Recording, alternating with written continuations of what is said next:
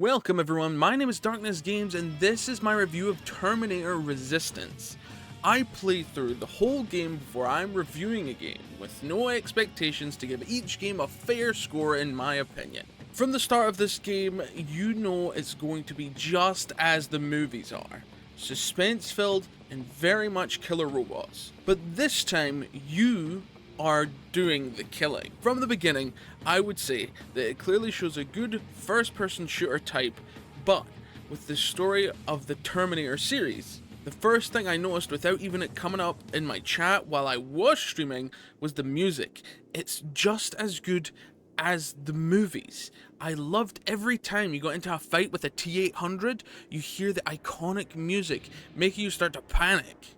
The game never had a bad spot with how it looked or how it ran, for having some of the most insane looking things all at once and some of the biggest robots I've seen in a long time in games. All while keeping up with the graphics, not being lifelike but close enough to really show off. The gameplay was non-linear. Whenever something came up with a side quest, you didn't have to do it, but you get some good stuff out of it. The NPCs even have a non-linear story based on what choices you make in the game. From this point on, I will be talking about the main story, so if you don't want to hear that, skip past this part. It will be in the description or in a comment if it is not on screen right now. Okay, now let's go back to the reason why it's non-linear story based and why the NPCs even have a non-linear story base.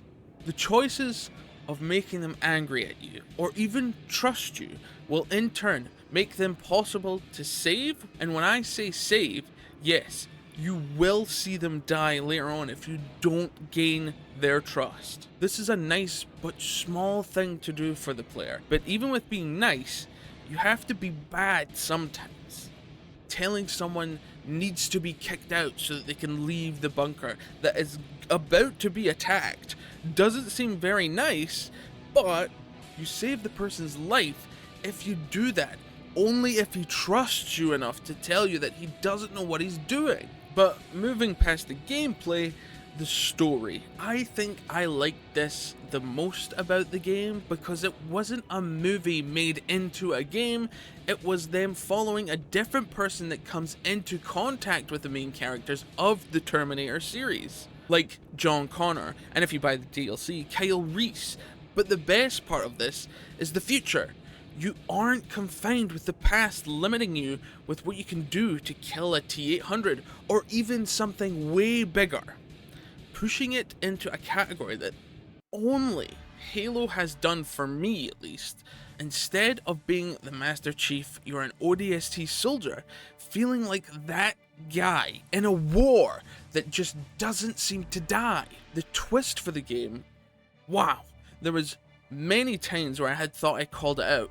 Wait, am I the infiltrator? Or even, wait, is the leader of this group one of them? But only near the end do I really know what's going on, with the twists making me second guess everything I had done. There's only one bad side to this kind of game. Even after doing all the side quests plus DLC, it looks like it's a very short game, sadly. I would have loved it to have been longer, but by putting more on the trail you take to get to places, or even more into trapping T-800s, because being creative is what they had for surviving that I remember most about the Terminator series. For a game with nothing to hold it to, it's a very good first-person shooter against robots with side quests, really cool dialogue that do let you have choices. But because it's short, even with the DLC added, I would have taken a point off of it if it was a £50 to £60 game. But as of speaking, it is £35 with a DLC that is $12.99, not even bumping it over the line to $50 yet. I will have to say it did well, and I would love to see more and bigger things from this developer, Tyon, however you say it. They made it feel like I was there. They made sure that even though you can kill them, one of them can kill you, making it very clear that you are just a soldier and not a godlike person who just runs into battle that most of these first-person shooters tend to do. The score I will give it today would have to be an 8 out of 10.